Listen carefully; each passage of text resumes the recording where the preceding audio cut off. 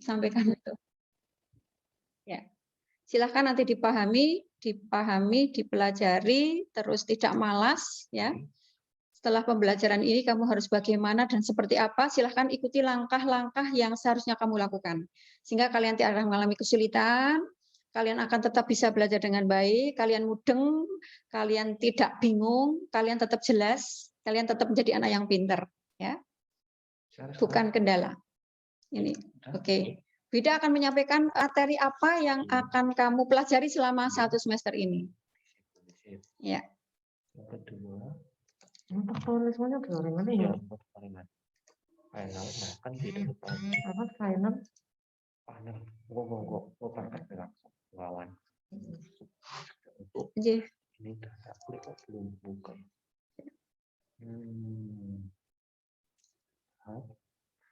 Kita buka saja. Nah, Oke. Aku kan klik aja ya. iya. Oke. Tinggal klik bawah. Oke. Anak-anak, pada tahun pelajaran 2021-2022 untuk pembelajaran IPA di kelas 9, IPA terdiri dari 2 submateri yaitu biologi dan fisika. Kami tim teaching bersama Bu Irin Jamilah Nurhayati, ya toh. Minggu yang lalu Bu Ida sudah menyampaikan kepada Bu Irin, karena yang bisa ngisi Bu Irin maka Bu Irin yang lebih dulu, ya. Inilah Bu Irin, ya. Kalian sudah mengenalnya. Sebagian kelas 7 waktu itu sudah ada yang diajar bersama Bu Ida. Bagi yang belum, perkenalkan kami, ini adalah Bu Irin menyampaikan materi biologi. Kemudian saya sendiri, Bu Ida, ya, untuk materi fisika. Jadi dalam satu buku nanti akan dibagi 2 penyampaiannya, yaitu materi fisika dan biologi. Untuk biologi nanti Bu Irin, jumpa Bu Irin, untuk yang fisika ketemu saya. Anak-anak, pada tahun 2022 maksudnya, inilah materi yang harus kamu kuasai.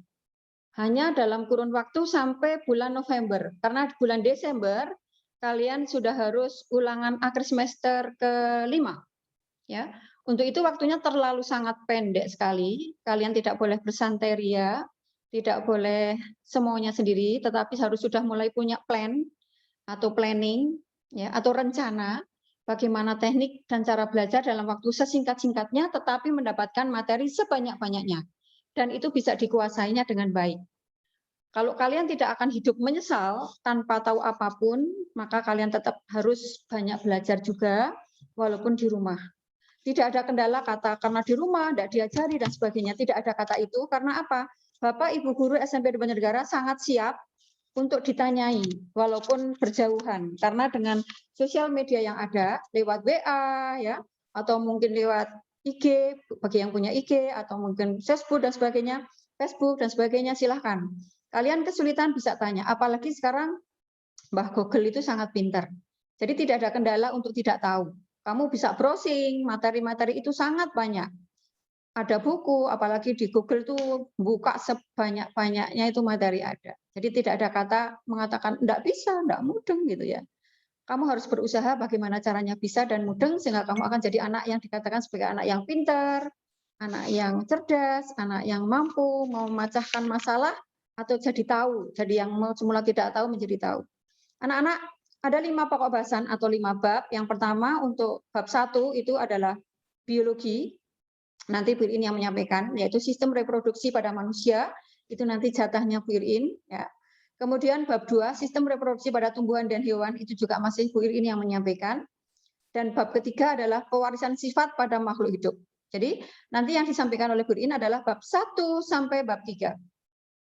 Untuk bab 4 dan 5, yaitu listrik statis dalam kehidupan sehari-hari dan listrik dinamis dalam kehidupan sehari-hari adalah Bu Ida yang menyampaikan. Oke, tolong buka buku cetakmu, silahkan disiapkan, bisa kamu lihat di halaman depan ya. Di situ sudah ada 5 bab, oke ya, monggo dibuka. Itulah 5 bab di semester 1 ini yang harus kamu kuasai dalam waktu sesingkat-singkatnya dan materi sebanyak-banyaknya. Maka kalian harus benar-benar belajar dengan penuh disiplin untuk menguasai materi ini. Karena materi ini tentu akan menjadi bahan ujian besok ketika kalian di akhir tahun ini. ya, tahun 2022.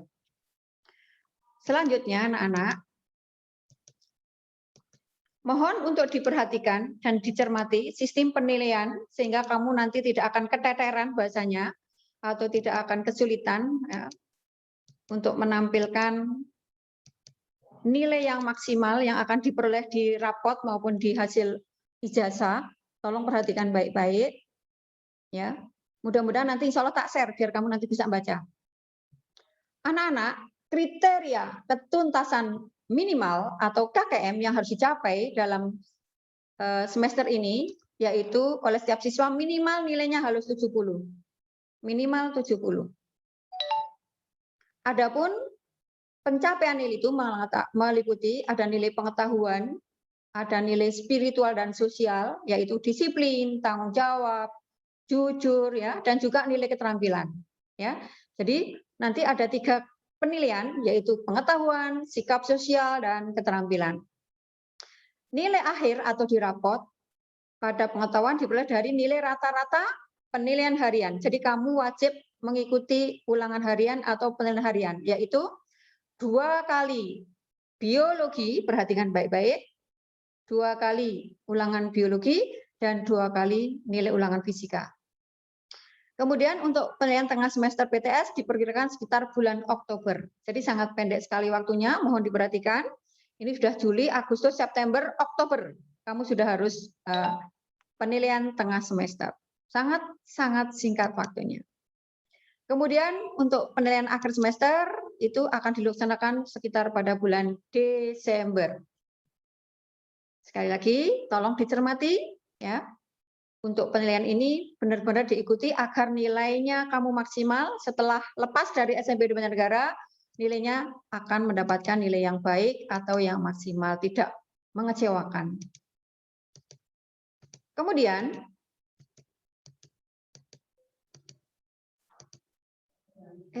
naik nih Mbak. 12-an. Mana? Ini ya. Oh, oke. Ya, oke. Sistem pembelajaran sebelum ada tatap muka, maka dilakukan daring virtual.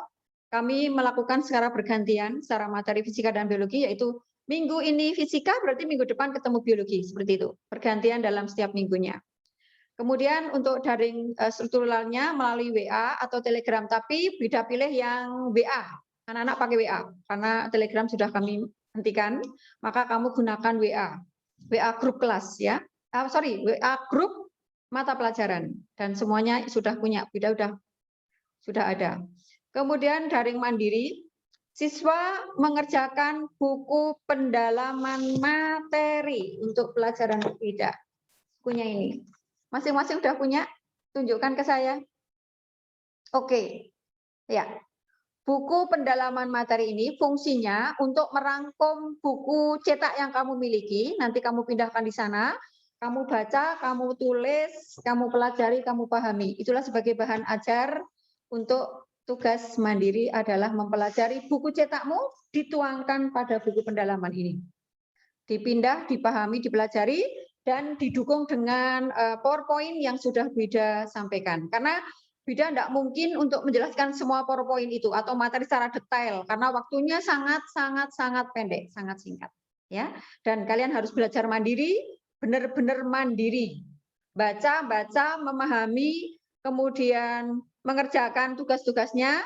Kalau tidak mudeng, tetap tidak mudeng, boleh tanya secara japri dengan Bu Ida. Silahkan.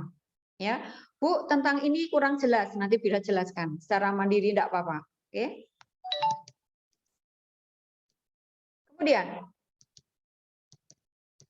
anak-anak, bukan berarti pandemi ini menghilangkan disiplin sekolah kita SMP 2 Banjarnegara.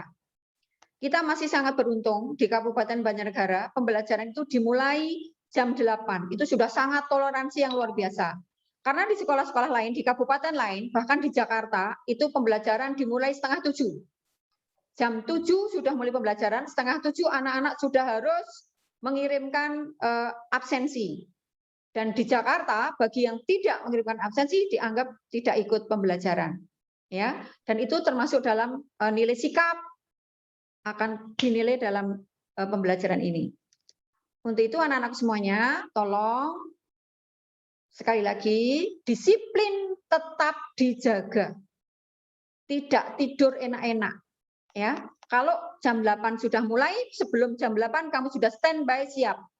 Seperti sekarang yang kamu lakukan. Ya, anak-anak, mohon perhatikan untuk pembelajaran Buddha, 10 menit sebelum daring virtual dimulai, kalian sudah siap duduk di depan meja seperti di sekolah dan harus sudah mandi, jangan tidak mandi. Sudah berpakaian rapi seperti yang Buddha lihat. Ini ada Nabila, ada Rania, ada Renata, ya, ada Titania, ya, yang sudah nampak di layar saya ini sudah rapi, berbaju seragam, ya, seperti itu. Ya, 10 menit sebelumnya harus sudah siap, ready untuk belajar. Dan terima kasih khususnya kepada 9A, karena kebetulan Buddha wali 9A, Buddha minta untuk sebelum jam 8, kamu sudah harus absensi di HP saya. Dan ketika Zoom, kamu juga absen lagi, ya, karena nanti akan terdetek di bagian Zoom. Untuk itu anak-anak semuanya, kalau bagi yang telat, ya tak anggap telat, tak merah absennya, walaupun ikut tetap tak absen merah, ya. Maka yang berabsen hitam itu siswa yang sebelum jam 8 yang benar-benar sudah siap untuk mengikuti pelajaran. Yang kedua, berpakaian rapi sudah. Yang ketiga, siapkan alat tulis dengan lengkap. Siapkan buku cetak IPA-nya di samping kalian. Sudah siap bukunya? Coba tunjukkan ke saya. Tunjukkan ke Buddha. Oke. Yes. Thank you, makasih. Ya. Tolong 9S, ya Adi, munculkan wajahmu itu, jangan gelap. Kemudian catat materi esensial ketika daring virtual. Jadi kalau nanti ada kata-kata Buddha mungkin yang perlu penjelasan, boleh kamu catat. Yang keenam, kerjakan tugas yang diberikan ketika daring terstruktur melalui ini bisa WA ya, diganti WA bukan Telegram, nanti Buddha ganti. Dilarang makan dan minum selama daring virtual. Kedelapan, bersikap santun dan tidak bercanda setelah disiplin. Gunakan adab sopan santun ketika bertanya. Jika mengalami kesulitan, segera konfirmasi melalui WA. Itulah tata cara kalian selama daring sebelum tatap muka dalam pembelajaran untuk pembelajaran IPA khususnya dan pembelajaran yang lain pada umumnya. Terima kasih anak-anak awal untuk menyampaikan materi, penilaian, dan bagaimana adab cara kamu mengikuti pelajaran. Terima kasih, semoga kalian menjalankan tugas belajar ini dengan sangat baik, sehingga akan dicatat sebagai amal ibadah oleh Allah, dan kelak ilmunya akan sangat bermanfaat bagi kalian semuanya. Amin. Demikian awal tatap muka Buddha. Untuk selanjutnya, Buddha langsung masuk ke materi. Silahkan diperhatikan dengan baik penjelasan Buddha, mudah-mudahan akan memperjelas materi yang sudah Buddha sampaikan atau Buddha kirimkan tadi pagi, dan nanti setelah daring ini jam 10.35 selesai, maka kalian tidak langsung pergi begitu aja, tapi tolong dipahami materi-materi yang ada sampai jam 12 ya, dari jam 10:30 sampai jam 12 sebelum zuhur.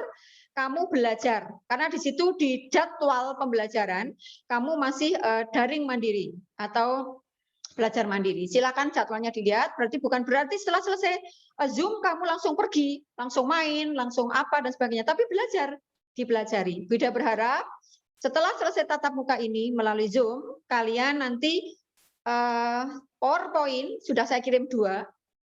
Luar biasa, dua-duanya tak kirim ya. Nanti yang saya sampaikan yang 1 ya. Itu semuanya dipahami. Kemudian kalau kalian mengalami kendala, pakai WA, tanyakan Buddha. Nanti akan kita layani kesulitan yang kamu alami. Demikian anak-anak, terima kasih. Untuk selanjutnya Buddha akan menyampaikan materi pembelajaran listrik statis. Ya, silakan dibuka. Tolong Mbak ganti layar. Silakan dibuka buku cetakmu. Buku cetakmu dibuka tentang listrik statis. Kemudian nanti pendalaman materinya diisi setelah pembelajaran ini.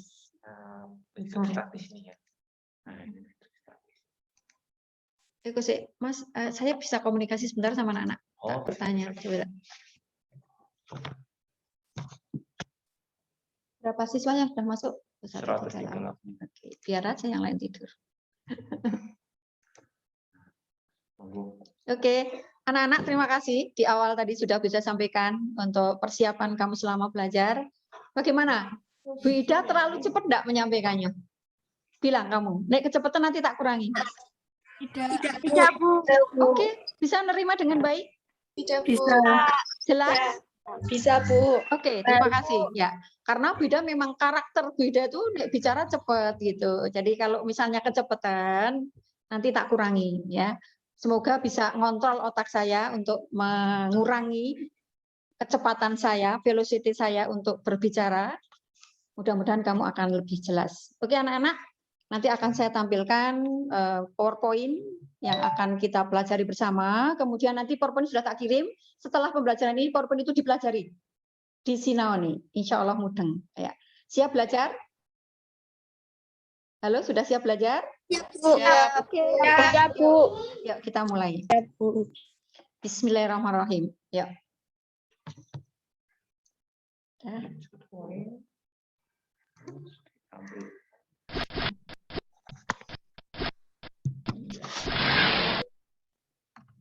Anak-anak, judulnya listrik statis, ya, listrik statis, ya.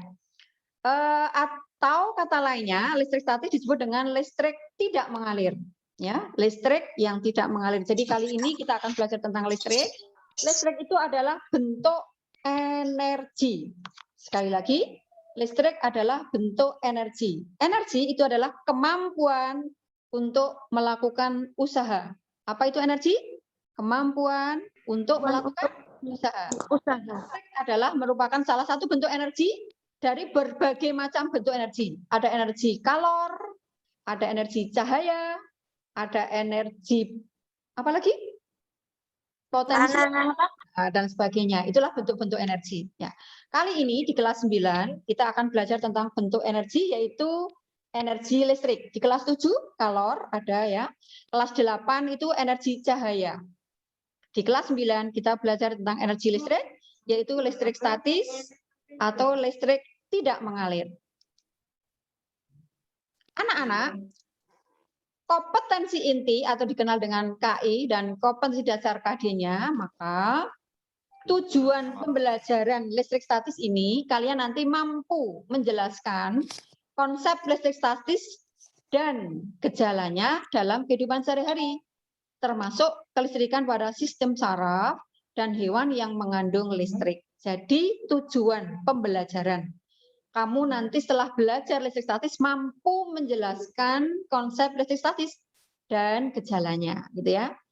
Sekali lagi, tolong tujuan ini nanti dicapai oleh kalian. Kamu mampu, oh listrik statis itu apa? Gejalanya bagaimana? Ya toh?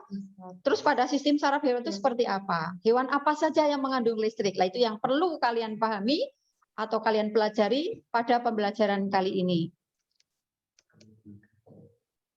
Anak-anak, tentu kalian tidak asing, ya toh? Pernah mendengar petir, pernah melihat petir, ya. Nah, mengapa bisa terjadi petir di udara sana? Ya, nah, petir itu adalah salah satu contoh wujud nyata yang diciptakan secara langsung oleh Allah SWT, yaitu adalah bentuk salah satu listrik statis di alam. Ya, jadi secara alami listrik statis itu sudah ada dan itu ditunjukkan oleh Allah. Petir, kalau kamu dengar petir aja ketakutan, ya. Petir itu akan menghasilkan bunyi dan cahaya. Ya, jadi petir menghasilkan apa? Bunyi dan cahaya.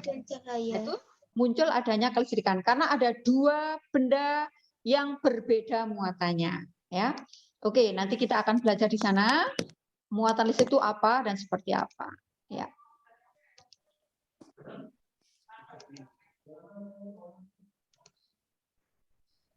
Anak-anak, listrik statis dalam kehidupan sehari-hari secara nyata ini sangat sederhana sekali dan mungkin bisa juga bahkan kalian pernah melakukan. Setelah ini pun kamu bisa melakukannya, yaitu dengan cara menggosok-gosok garisan plastik itu digosok-gosok di meja atau dengan kain atau dengan apapun. Setelah garisan digosok, kemudian kok kalian ambil kertas kecil-kecil, kita dekatkan, maka kertas itu akan tertarik. Nah, gejala tertariknya kertas inilah dikenal dengan gejala listrik statis. Ya, sekali lagi, sobekan kertas kecil yang tertarik oleh penggaris ini adalah gejala listrik statis. Ada apa di sana? Mari kita lanjutkan pembelajaran ini. Ya, ini penggaris kemudian karsisnya bergerak-gerak kertasnya ini. Oke. Ya, pertanyaan oleh kalian, mengapa penggaris plastik yang digosok pada rambut dapat menarik kertas kecil gitu ya? Kamu boleh bereksperimen setelah ini nanti. Setelah pembelajaran ini sambil bermain, ambil penggaris plastik, gosok ning rambut, kisik-kisik gitu ya. Silahkan nanti kamu coba. Akan terjadi gerakan untuk dapat menjawab pertanyaan di atas. Ya, untuk bisa menjawab pertanyaan ini, maka perlu kita memahami tentang atom. Oke, anak-anak, kita akan belajar tentang atom. Apakah itu atom? Ya, jadi sekali lagi, ternyata listrik statis itu ada hubungannya dengan atom. Ya, jadi atom inilah yang menyebabkan munculnya gejala kelistrikan. Oke, kita pelajari atom. Yuk, bareng-bareng atom.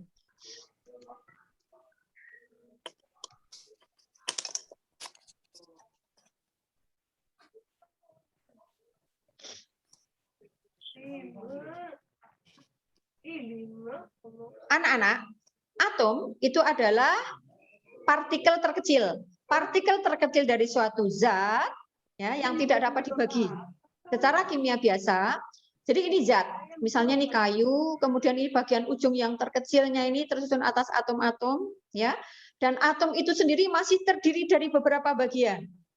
Ya, di sini beberapa bagiannya adalah ada proton, ada neutron, dan ada elektron yang berputar-putar bergerak mengelilingi inti atom. Ya, jadi ini intinya. Ini inti atom atau disebut dengan nukleus. Ya, di buku cetakmu ada, silakan dibuka. Di pendalaman materi halaman 1. Di pendalaman materi dibuka halaman 1.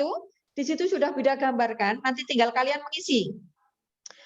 Soal poin nomor 3, nanti kamu tinggal mengisi saja di situ. Ya. Jadi model atom atau atom itu dimodelkan terdiri atas 3 partikel, yaitu proton, neutron, dan elektron. Adapun partikel tadi, proton itu bermuatan positif. Sekali lagi, proton itu adalah partikel atom yang bermuatan positif, neutron itu adalah partikel yang tidak bermuatan, dan elektron adalah partikel yang bermuatan negatif. Sehingga dapat disimpulkan bahwa pada atom ada 2 muatan listrik, yaitu muatan positif dan muatan negatif. Muatan positif ditimbulkan oleh proton atau disebut proton, sedangkan muatan negatif disebut dengan elektron. Adapun yang neutron itu adalah yang tidak bermuatan. Jadi kalau ditanya, ada berapa macam muatan listrik? Tentu saja ada 2, yaitu muatan positif dan muatan negatif. Tetapi kalau ditanya, ada berapa partikel penyusun atom? Ada 3, yaitu proton, neutron, dan elektron. Partikel apa yang tidak bermuatan listrik? Yaitu neutron. Neutron. Paham anak-anak? Paham. Oke, Paham. jelas? Jelas? Jelas. Oke, terima kasih. Kita lanjutkan. Jelas. Itulah tentang atom. Sekali lagi, atom adalah partikel terkecil zat yang tidak dapat dibagi lagi secara kimia biasa. Terdiri atas 3 partikel, yaitu ada proton, neutron, dan elektron. Ya, itulah atom. Sehingga tadi kalau munculnya gejala listrik itu ada di mana? Ya, dari atom. Karena apa? Di atom ada muatan listrik. Muatan listriknya ada berapa? Ada 2, yaitu positif dan negatif. Mudah-mudahan jelas hari ini Bunda menyampaikan. Bisa diterima? Bisa, Bu. Oke, kita lanjutkan. Anak-anak, Bida tampilkan susunan partikel zat padat yang rapat tadi, kemudian Bida gerakkan, Bida potong kecil-kecil atau digunting-gunting, sehingga menjadi satu bagian terkecil yang satu. Nah, ini yang disebut dengan satu partikel atom. Sekali lagi, ini satu partikel atom. Bida ulang kembali, satu partikel atom terdiri dari proton bermuatan positif, yang merah ini di layar, kemudian neutron, dan yang bergerak-gerak memutari inti itu adalah elektron. Ya, sekali lagi, partikel yang bisa berpindah dari atomnya adalah elektron. Adapun proton dan neutron ada di dalam inti. Maka kalau ditanya, inti atom itu terdiri dari 2 partikel, yaitu proton dan neutron. Letaknya di inti atom, sedangkan elektron di kulit-kulit atomnya. Ya, setiap atom mempunyai kulit. Oke, nyambung? Mudah anak-anak? Inti atom terdiri dari siapa? Proton dan neutron. Oke, thank you. Elektron di mana? Di kulit atom. Pintar, di kulitnya, bergerak mengelilingi. Ya, partikel apa yang bisa bergerak-gerak? Elektron. Yang bisa berpindah itu adalah elektron. Inti atom di tengah, jadi proton tidak kemana-mana. Sampai sini nyambung? nyambung. Oke, yes. Yuk, lanjutkan. Anak-anak kita belajar tentang teori atom. Ya. Atom terdiri dari partikel, yaitu tadi sudah disampaikan ada proton, neutron, elektron. Proton bermuatan positif, elektron bermuatan negatif, dan neutron netral atau tidak bermuatan. Proton dan neutron membentuk inti yang dikelilingi oleh elektron. Tadi sudah Bunda tunjukkan gambarnya. Proton dan neutron di inti, di tengah, dikelilingi oleh elektron. Elektron dalam mengelilingi inti atom pada tingkat energi tertentu. Semakin jauh dari inti, energi elektron semakin kecil. Sekali lagi, setiap atom mempunyai kulit-kulit. Kulitnya tidak hanya satu, tergantung jumlah elektronnya. Paling dalam, paling dekat dengan inti atom hanya ditempati oleh 2 elektron. Tolong menjadi catatan kamu. Ya, paling dekat inti hanya ditempati 2 elektron. Kalau atom itu mempunyai lebih dari 2, maka akan menempati kulit berikutnya.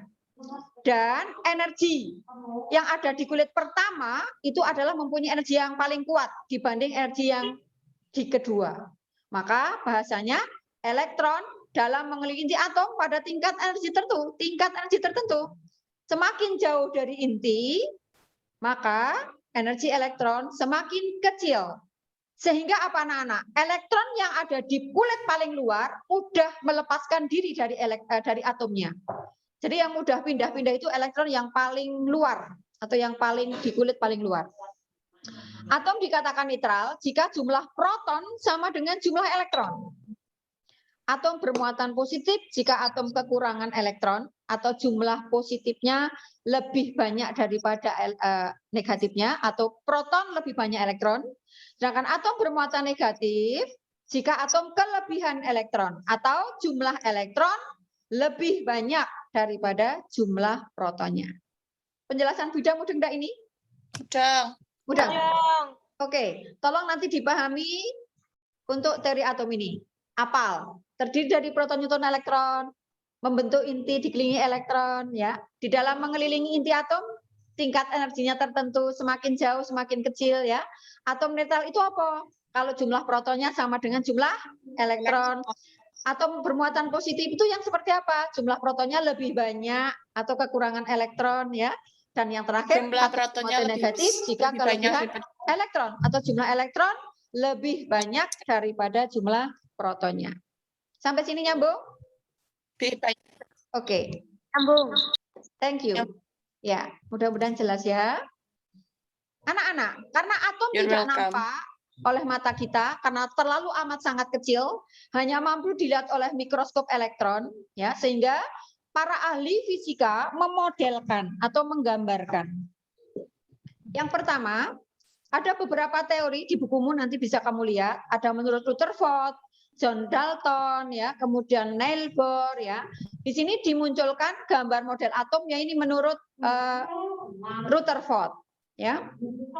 Anak-anak, atom yang pertama di bumi ini adalah atom hidrogen dalam sistem periode Mendeleev, ya.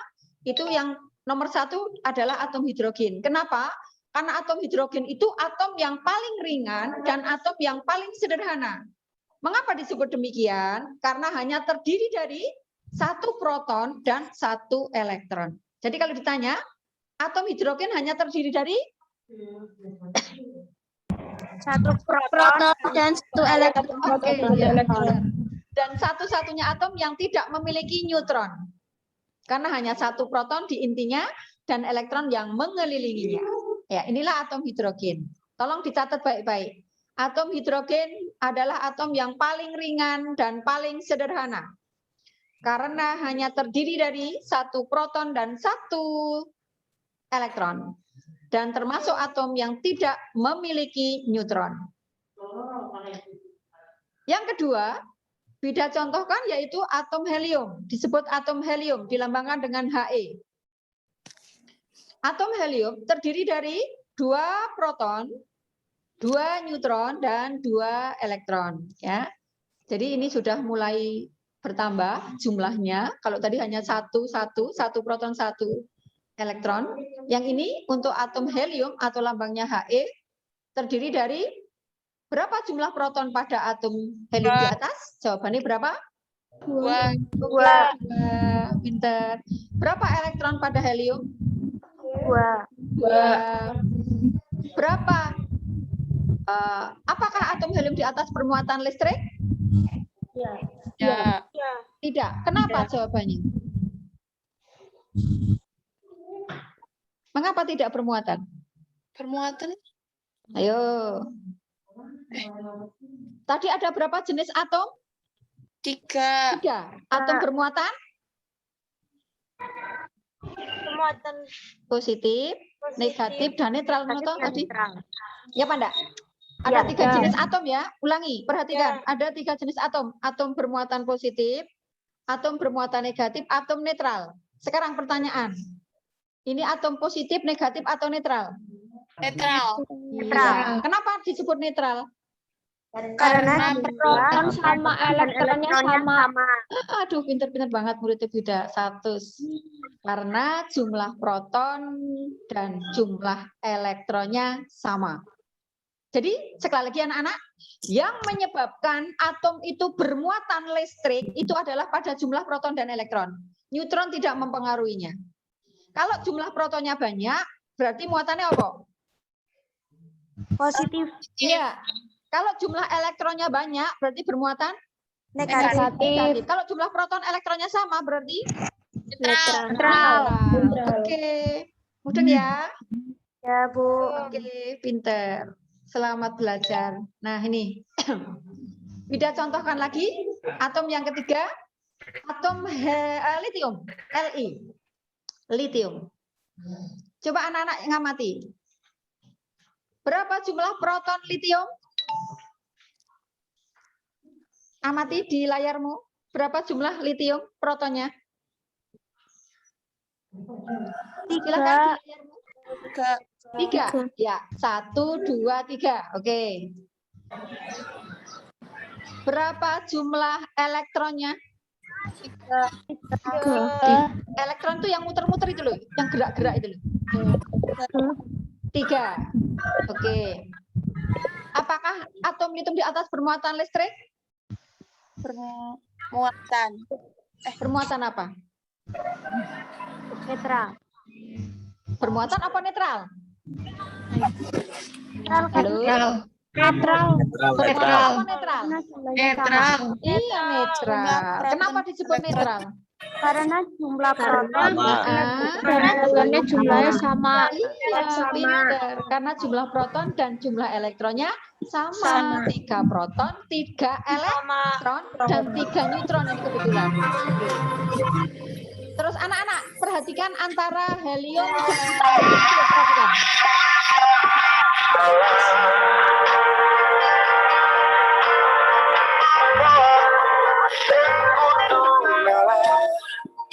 Siapa yang mengganggu?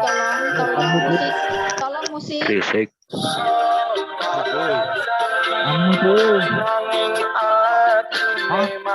Musik, tolong musik. Ini, Pak.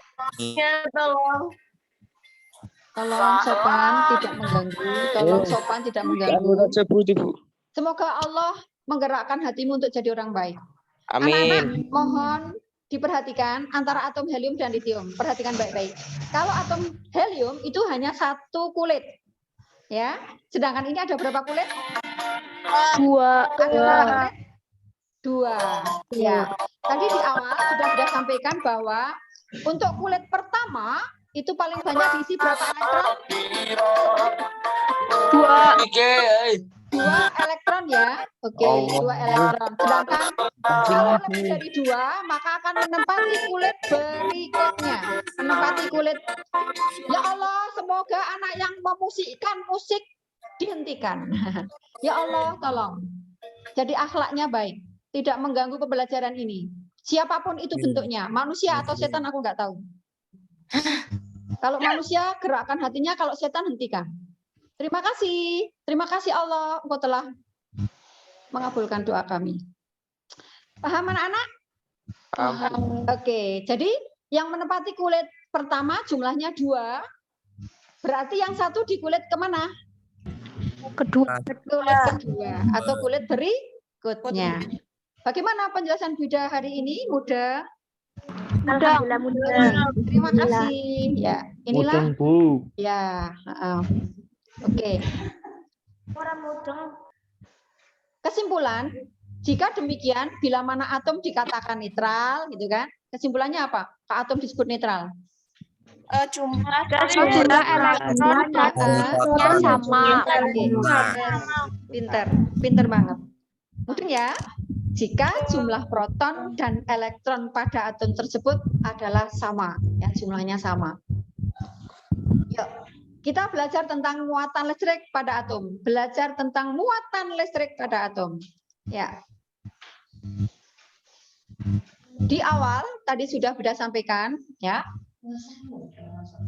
Atom netral jika jumlah proton dan elektronnya sama. Di sini Bida tampilkan yaitu atom natrium itu jumlah proton di tengahnya 11, elektronnya 11 itu netral. Kemudian atom klor itu protonnya 17, elektronnya juga 17. Tetapi ketika ada salah satu elektron dari natrium pindah ke klor, ya, karena sesuatu hal elektron pada atom natrium dapat berpindah ke atom klor atau Cl, gitu.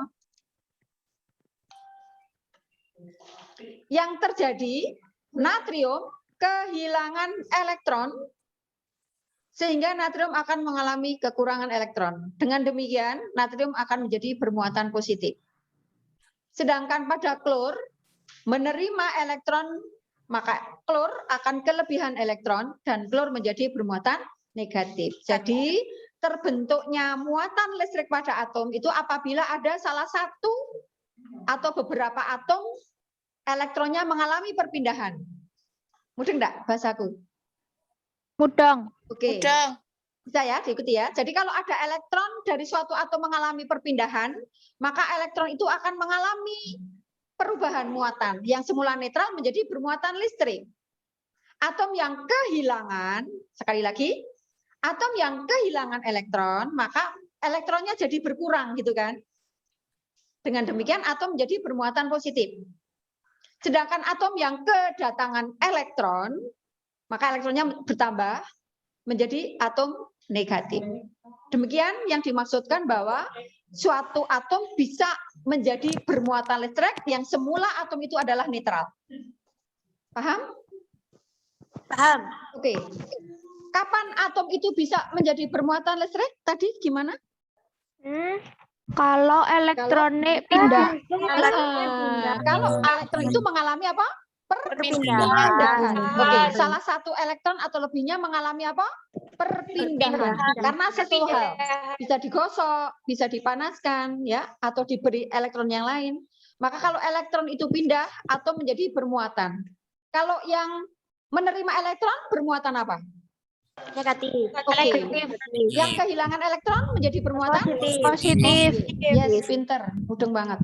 Semoga mudeng banget itu maksudnya untuk terbentuknya muatan listrik pada suatu atom. Kesimpulan, bila mana sebuah atom netral dapat menjadi muatan listrik? Jawabannya apa tadi? Kesimpulannya? Ketika elektron Ketika suatu elektron berpindah. Iya, ketika karena sesuatu hal elektron berpindah ke atom yang lainnya. Oke, gitu ya. Paham ya? Ya, Bu. Oke. Ya. Ya. Ayo kita simpulkan pembelajaran hari ini tentang atom tadi. Ya. Pertanyaan, bila mana atom netral dapat menjadi bermuatan listrik? Apa? Apabila Jika elektronnya berpindah karena suatu hal. Ya. Atom pindah ke atom yang lain. Jika elektronnya berpindah karena suatu hal. Hal itu banyak sekali. Ada berapa jenis muatan listrik? 3. Muatan listrik. Dua. Positif dan negatif. Positif dan negatif. Muatan positif dan muatan negatif. Kalau partikelnya 3, tapi muatannya 2, positif dan negatif. Bila atom kehilangan elektron, bila atom kehilangan, kata kunci kehilangan, maka atom tersebut akan kekurangan elektron dan menjadi bermuatan listrik apa? Positif. Yes. Pintar. Kesimpulan hari ini mudah. Bila atom menerima elektron, maka atom tersebut akan kelebihan elektron dan menjadi bermuatan jenis apa? Negatif. Wes, pintar. Mudeng ya. Terima kasih pembelajaran hari ini. Kesimpulan atom kamu sudah sangat mudeng. Oke. Sekarang tentang muatan listrik pada benda.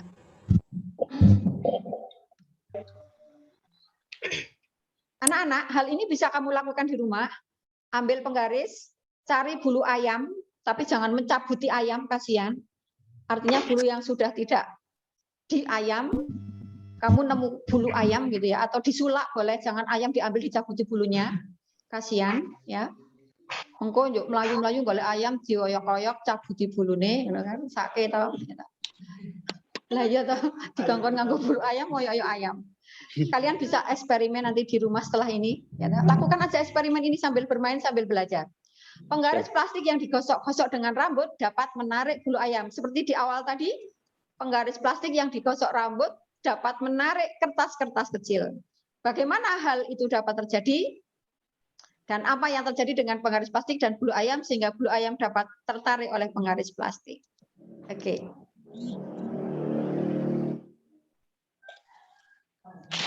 Ya, anak-anak, di PowerPoint ini ada kegiatan percobaan ini. Tolong please, ya toh, tolong please. Dengan menggunakan kertas folio, nah, langsung keterampilan ini ya. Nanti ada nilai keterampilan. Di PowerPoint sudah tak kirimkan. Lakukan kegiatan ini dengan sebaik mungkin, ya toh. Yang bisa kamu lakukan nanti dikirim ke Bunda di foto ya. Hasil tulisan kamu, hasil percobaan ini ya. Pakai penggaris plastik, pakai kaca. Di rumah kan kamu punya kaca ya? Punya kaca enggak? Punya. Iya, cari kaca, potongan kaca apapun. Yang penting aja mecahi kaca yang sudah tidak dipakai. Nanti dieksperimenkan. Dibaca sendiri-sendiri, di situ ada perintahnya. Ya.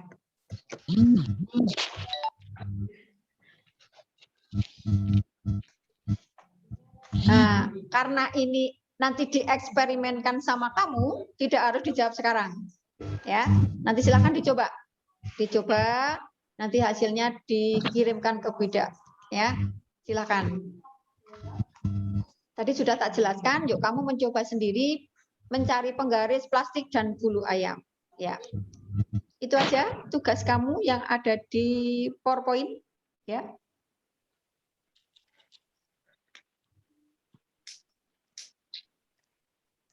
Silahkan dilakukan ya nanti ya, siap?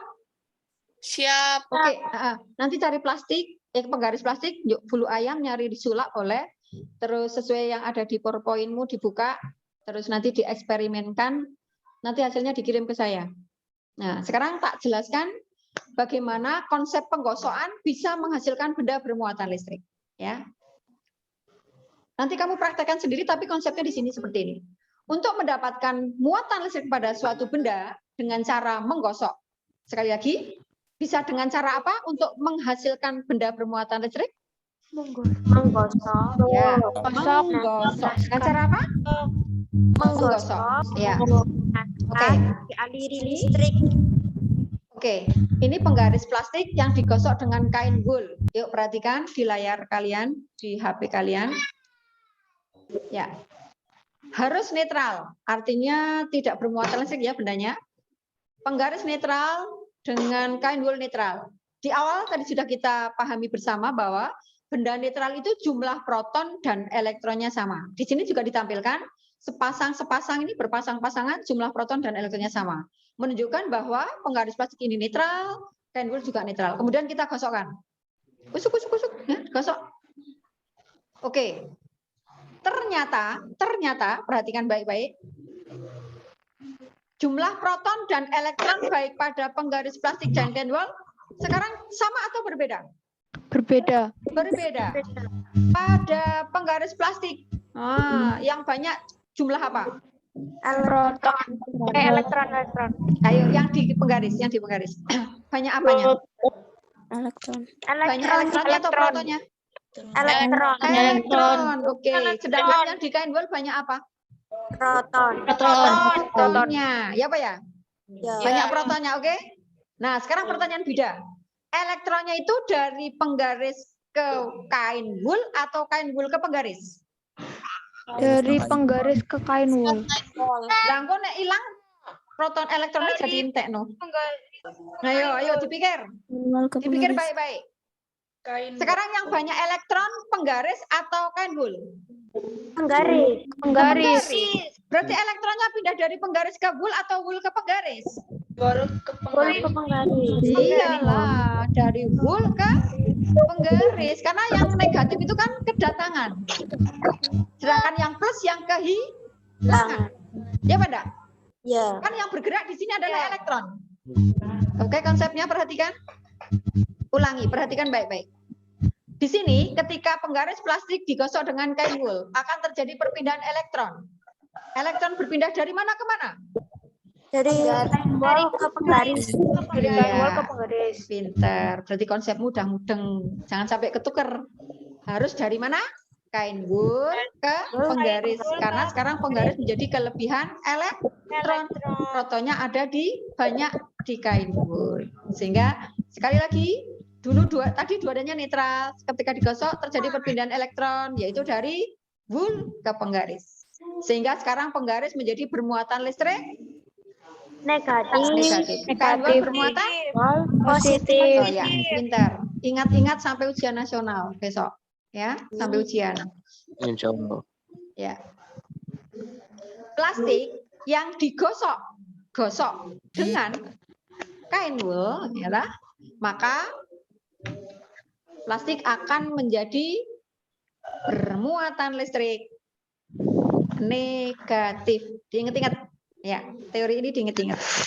Ketika penggaris plastik digosok wool, maka menjadi bermuatan negatif karena ini elektron kain wool pindah ke plastik. Mas Anggun jam berapa? Aku enggak terasa. Udah lewat banyak ya, Mbak Teti. Usah lewat ya. Anak-anak bosan belum sama Bida? Belum. Saya jam 4 Bu Eti santai. Masih senang dengan Bida? Iya, oh begitu. Enggak apa-apa. Masih suka dengan Bida? Masih. Masih enjoy. Oh ya, soalnya Bu Eti menyelenggarakan, kalau enggak Bida cabut ya ini. Sampai jam Gimana 10. Bu Eti?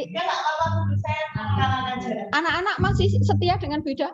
Setia. Iya, Bu. Masih. Enggak apa nih? Soalnya Bu Eti tanggung tinggal sedikit ya.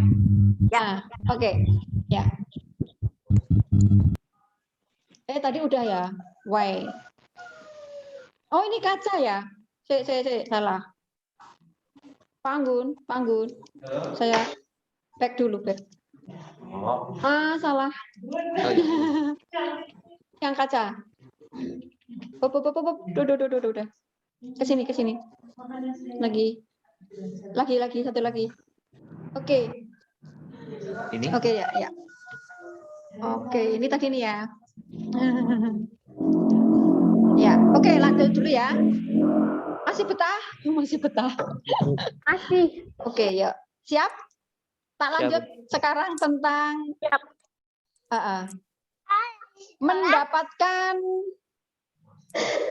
antara penggaris dan kaca ini kaca dan kain sutra. Anak-anak apa? Kaca Dan kain sutra. Kacanya juga netral, kain sutranya juga netral. Ingat-ingat kalau penggaris pakai wool. Ingat-ingat. Penggaris wool. Garisan wool, garis wool, res wool. Tapi kalau kaca pakai sutra, kasut, kaca sutra, diingat-ingat. Kalau penggaris pakai wool, tapi kalau kaca pakai Sutra. ya. Oke. Netral duanya. Kayak nek benda netral cirinya apa sih kok disebut netral? Jumlah elektron dan protonnya sama. Wih, pinter banget. Satu, guys. Mudeng. Tak gosok lagi. Suk gitu ya. Awas hati-hati, perhatikan baik-baik.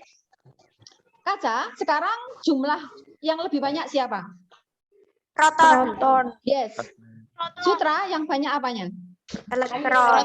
Nah, berarti, ayo perhatikan baik-baik konsep perpindahan elektron ini. Yang mengalami perpindahan elektron, kaca ke sutra atau sutra ke kaca? Kaca ke sutra. Pinter, dari kaca ke sutra. Sehingga kehilangan elektron menjadi kelebihan proton.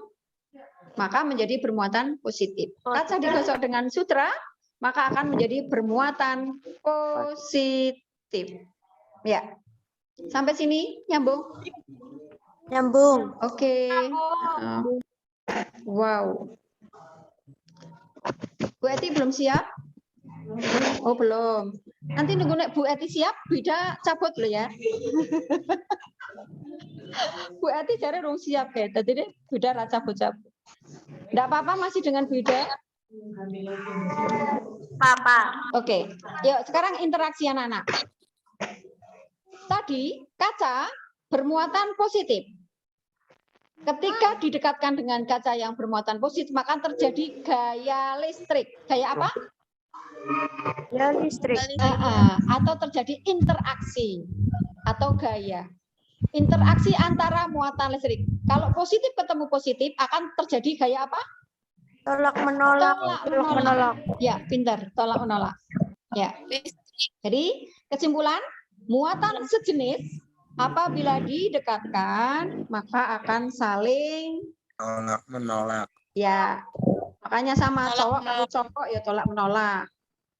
Cewek karo cewek ya akan tolak menolak. Cowok karo cewek akan Tarik menarik. Pinter. Berarti tahu tarik menarik Bimsi. Ya, pernah tarik menarik apa belum kamu? Pernah. Oh, pernah. Oke. Oh, belum. Yang belum ya jangan meminta, yang sudah ya diterima kasih. Oke. Itulah interaksi antara dua benda bermuatan listrik jika saling didekatkan. Kalau sejenis akan tolak menolak.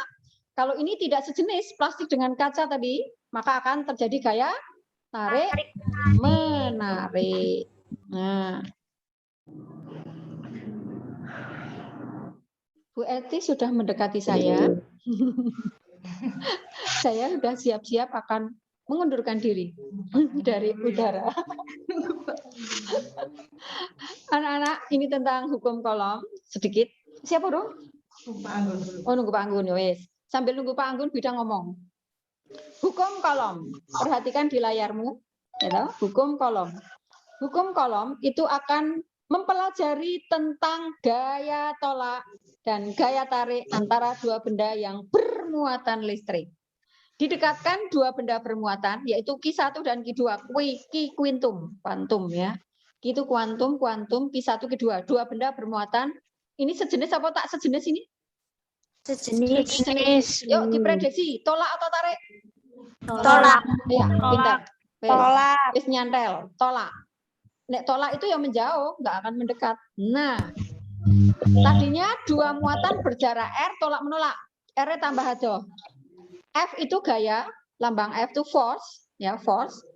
Force itu artinya gaya bahasa Inggrisnya. R itu range, jarak antara dua benda bermuatan, dan Q-nya adalah kuantum muatan. Sehingga anak-anak sekali lagi, jika dua benda bermuatan listrik saling didekatkan, maka akan terjadi gaya listrik. Kalau sejenis akan tolak menolak, dan apabila tidak sejenis akan tarik menarik. Inilah hukum kolom akan berlaku demikian. Dua muatan ini tidak sejenis. Diprediksi tarik atau tolak tadi? Tarik. Yuk, amati gerakan tariknya. Tarik itu mendekat. Ya, mendekat. Ya. Oke, terjadi jarak ring F-nya tertarik menuju ke dalam, ini tadi keluar, dan Q1, Q2 saling mendekat. Inilah hukum kolom, sekali lagi, Hukum kolom akan mempelajari tentang besarnya gaya tolak atau gaya tarik antara dua benda yang bermuatan listrik. Ya. Di sini nanti besarnya. Nah, berlaku rumus. Nah.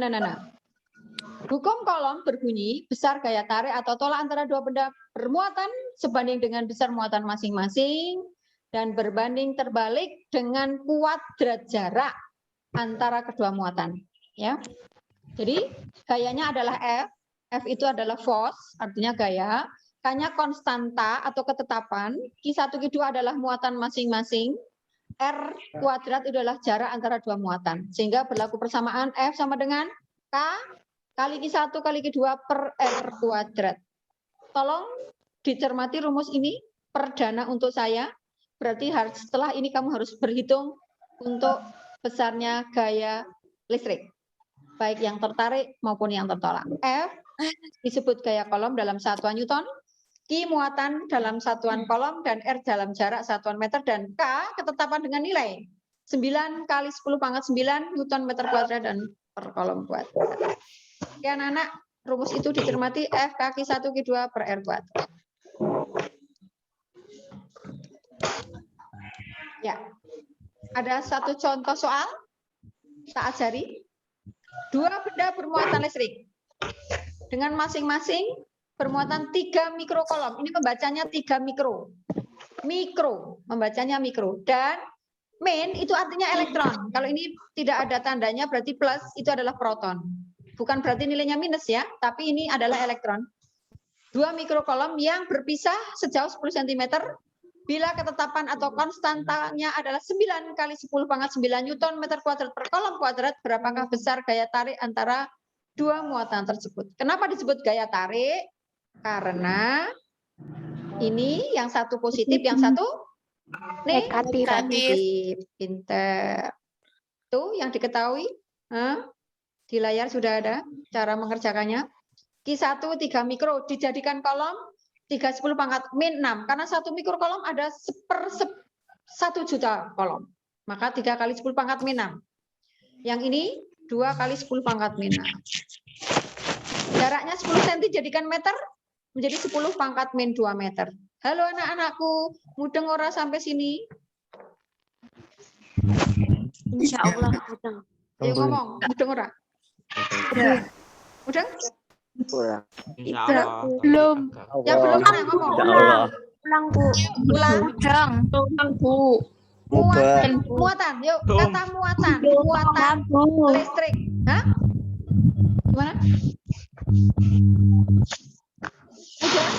Belum? Perlu dijelaskan lagi? Ya perlu. Oke. Oke. Perlu dijelaskan lagi. Buah benda. Tadi kan di hukum kolom sudah ada 2 benda itu ya. Plus dan min. Bendanya plus dan min. Yang satu muatannya 3 mikrokolom. Yang elektron 2 mikrokolom. Maka beda lambangkan muatan kan lambangnya Q. Kuantum. Q1 3 mikro. Q2 2 mikro. Dikasih tanda min karena elektron. Dijadikan satuan kolom. Maka dikalikan 10 pangkat min 6. 10 pangkat min 6 itu aslinya dari 1/1 juta. Satu kolom ada 1 juta mikro. Maka kalau mikro ke kolom jadi 1/1 juta. Sehingga dituliskan menjadi 3 kali 10 pangkat min 6. Artinya pangkat min 6 itu 1/1 juta. Halo? Mudeng? Hai. Mudeng? 10 pangkat min 6 dari mana tahu? Dari mana ini tadi? Dari 1/1 juta. 1/1 juta. Ditulis 10 pangkat min 6. Oke. Sedangkan 10 cm dijadikan meter. 1 meter kan 100 cm. Ya kan? Ya.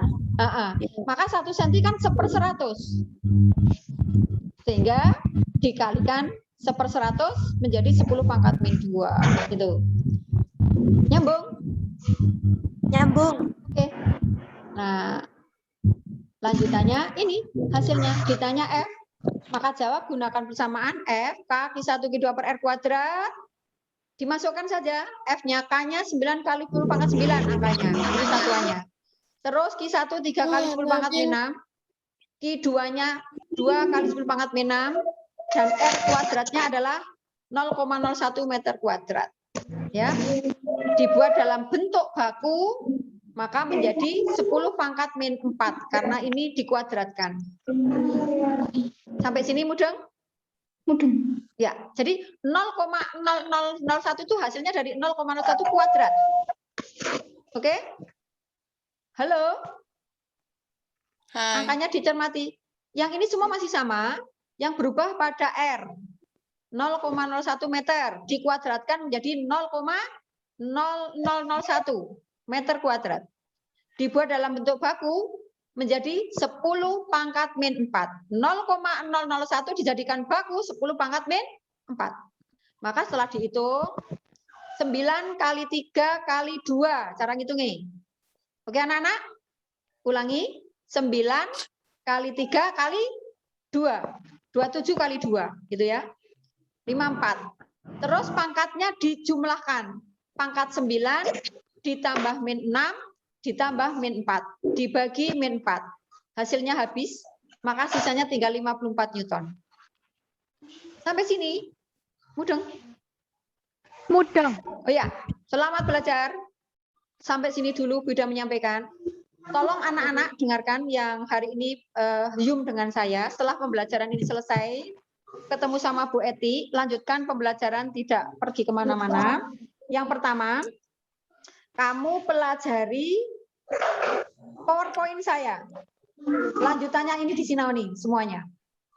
Setelah itu nanti akan Bida kirim link. Tak kirim link di rumah, oke? Untuk tugas terstruktur dikerjakan selama 1 minggu. Yang di link nanti dikerjakan selama 1 minggu. Berarti 1 minggu ya. Ini hari Jumat tanggal 20 berapa ya? 4. Besok 24. Sekarang 23. 23, Bu. Ya, maka Jumat depan tanggal piro ya? Oke, tak lihat tanggal. Dengarkan baik-baik perintah saya. Yang tugas terstruktur ini dikerjakan seminggu. Nanti tak kirim link ya. Nanti dikirim tanggal 30 terakhir. Ditulis. Tugas terstrukturku 30. Terus tugas mandirimu 2 minggu. Tugas mandirinya dikerjakan halaman 1 sampai halaman 7. Buka buku pendalamanmu, halaman 6. Buka. Tulis perintah Ibu Ida. Halaman 1 sampai halaman 6 itu dikerjakan selama 2 minggu. Sesuai kan? 2 minggu.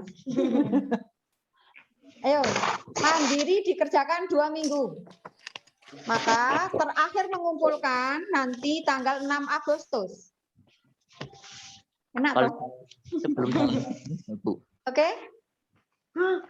Mudah? Ubah. Ya, Mudah. halaman 1 sampai tanggal halaman 6 kapan mengumpulkan terakhir? 6 Agustus. Yes, ditulis, dicatat. Udah. Terus yang terstruktur nanti link habis ini tak kirim, dikumpulkan tanggal berapa paling akhir? 30 Juli. 30. Oke. Terus tadi tak suruh praktek kan? Ya. Nah, nek praktek setelah ini pembelajaran selesai dengan Bu Eti, yuk kamu praktek mencari bulu susah enggak? Susah. Apa ya? Udah enggak Ya saya. wes, iki sepakat karo Bida arep digarap pirang dina prakteke, golek wulu ayam. Ayam dulu Bu. Aja sing penting aja ngoyo-oyo ayam. Potong ayam. Wulu Potong ayam tak totokke. Ayo, sepakat karo aku berapa hari? 1, 2, 3. Sampai hari Minggu, Bu. Hah, minggu? Aja kesuwen kelompok. 3 hari ya? 2 hari, Bu. Oh, 2 apa 3? Hari 3 Bu. Ya, telu, apian Bida. 3 hari ini berarti oh ya minggu bener ya. Pinter gue. Hari Minggu kamu praktek. Enggak apa-apa kan? Enggak apa-apa, Bu. Ya, Minggu praktek. Terus ditulis nih nggone folio atau kertas, dikirim kasih nama, kirim ke saya. Ya. Lewat grup dikirim. Dikasih identitas yang lengkap. Nama, kelas, nomor absen. Oh, jelas anak-anakku semuanya. Jelas, Bu. Praktek 3 hari. Silakan nanti hari Minggu kamu mengerjakan praktek. Yang penting ojo nyabuti ayam urip, ya toh? Terus nanti ditulis di kertas, perintahnya sudah ada di PowerPoint itu, dikerjakan semaksimal mungkin sebisa kamu. Yang bisa kau kerjakan, tidak mudeng nanti tanya ke saya. Kemudian yang tugas terstruktur nanti tak kirim linknya nanti tanggal 30 terakhir. Belajar dulu, yang penting dipelajari dulu, baru dikerjakan. Kemudian tugas mandirinya 2 minggu, setengah bulan. Sangat panjang. Semoga kamu mengerjakan dengan baik, dikirim tepat waktu, nilai maksimal kalau kamu tepat waktu mengirimkannya, dan yang jelas harus benar. Terima kasih perhatiannya, mohon maaf apabila ada tutur kata beda yang kurang berkenan. Semoga manfaat hari ini belajar, dan kalian selalu sehat. Selamat berjumpa dengan Bu Eti sudah menanti di samping saya. Terima kasih. Assalamualaikum warahmatullahi wabarakatuh. Waalaikumsalam warahmatullahi wabarakatuh. Monggo. Bawa tapi atas perintah. Saya mau pengenalan dulu aja materi. Oh iya. Loh, aku nih materi banget.